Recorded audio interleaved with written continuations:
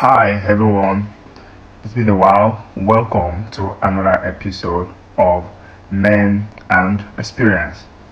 And today we'll be talking about the hidden balances in life, spirit, sin, and the sovereignty of God.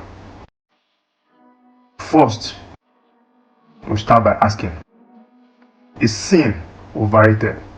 Hear me. Is sin overrated? So, what if everything we thought about sin was only half the story? What if the very forces we fear, demons, darkness, temptation,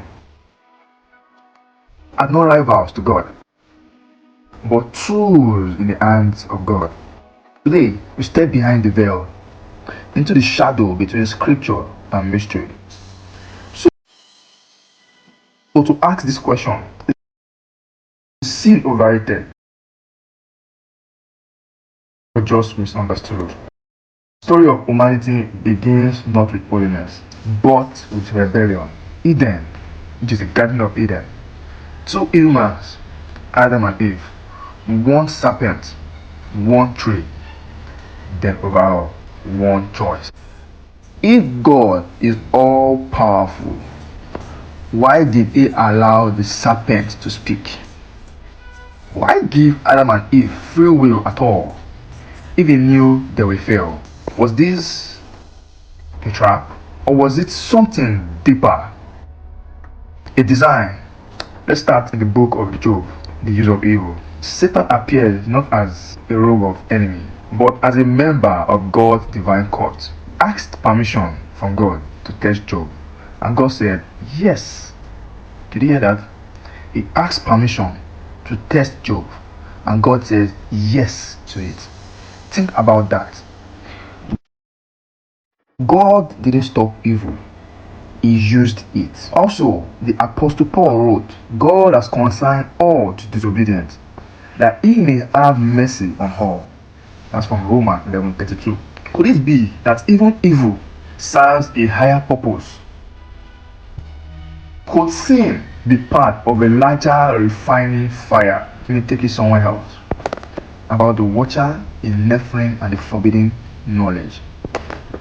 In the book of Enoch, a banned book in many Bibles, we were told of the watcher, fallen angels, came down and slept with human women. Their children, the Nephilim, giants who corrupted the earth. But these angels didn't just lust, they taught humanity what we know today. They taught humanity war, witchcraft, and mystic knowledge. Was that sin or was it evolution? God punished them, bound them in chains, but their teachings remained. Even now, many believe their spirits roam the earth. We know them as demons, seeking influence. Now, another section you need to understand. Solomon, the king who ruled demons. Scripture says Solomon was the wisest king who ever lived. You all know that. But ancient text says more. They say he wore a ring of power, which was never recorded in the Bible, given by God. A ring that let him command demons. He questioned them, tamed them, and made them build the temple of God. Yes, you heard that. The holy temple built by an unholy heart. Was that sin or sovereignty? Because here is a mystery. Was it unclean in our eyes, or maybe useful in the hands of God?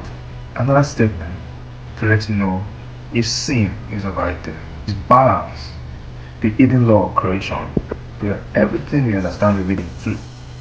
Light and darkness, good and evil, obedience and rebellion. In the Kabbalistic tradition, it's not war between forces, but balance. Even the negative exists to contrast the positive. Evil sharpens virtue. Demons test the soul. Pain purifies purpose. Even Samuel serves God to Satan, even if he doesn't know. This is not dualism though. This is not chaos. This is divine control. And sometimes God allows the storm, so we will build the ark. Now, let me explain the bigger picture. So, what is sin? Maybe it's not just failure. Maybe it's not rebellion for rebellion's sake. Maybe it's the contrast that makes grace glorious. And if that's true, then every test, every fail, every shadow you walk through is part of a refining fire. A fire not meant to destroy you, but to awaken the gold. You were never meant to fear the dark. You were meant to understand it, to rise through it, and reflect the light can never overcome.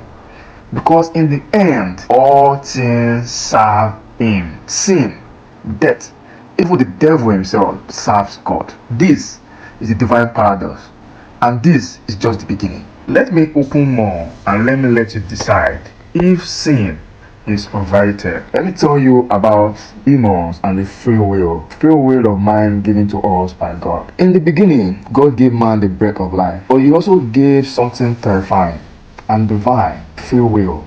So what happens when spiritual beings, not human, limited by flesh, are given the same choice? I will walk you through the shadows.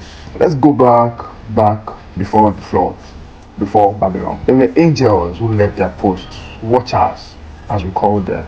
These divine beings disobeyed not out of instinct, but choice. They looked down and wanted what was below: women, dominion, worship. According to the book of Enoch, 200 of them made a pact. They taught humans secrets, sorcery, warfare, seduction, astrology, things we still chase today.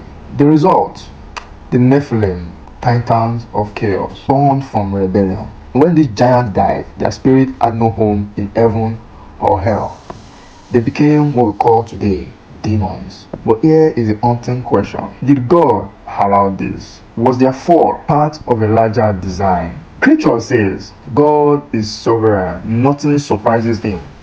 And yet, demons roam, tempt, deceive, and influence. Even Satan, accuser, reports to the throne God in the book of Jacob. Are they truly free, or tools in the divine hand? Now, to Solomon's power. Now, imagine this: a king, led by God with wisdom, receives a ring. With it, he commands demons. They obey, build the temple, and they serve God's will. This is the legend of the Testament of Solomon. Well, the Bible warns, do not seek spirits or mediums. But Solomon, was he authorized? So is controlling darkness evil, or only when under divine permission? Free will becomes a weapon, one that can either corrupt or crown. Now let me break something within the light and darkness. In mystical thought, good and evil are not equal. Evil is a cracked mirror, a husk, showing where light once dwelt. But without shadow, how could we know the sun? Without temptation, how could we ever freely choose the divine? Demons chose, and humans chose still. Power, knowledge, desire, all tools. It's not what you wield, but who you serve. This is the balance. This is the veil. And behind it, every demon bows to the will of the Most High. Next time, when asked, is sin overrated? If God controls all, even the dark, can rebellion ever be outside of his plan? So, I will let you decide. Sin overrated, but just a divine tool to appreciate God's divine wisdom.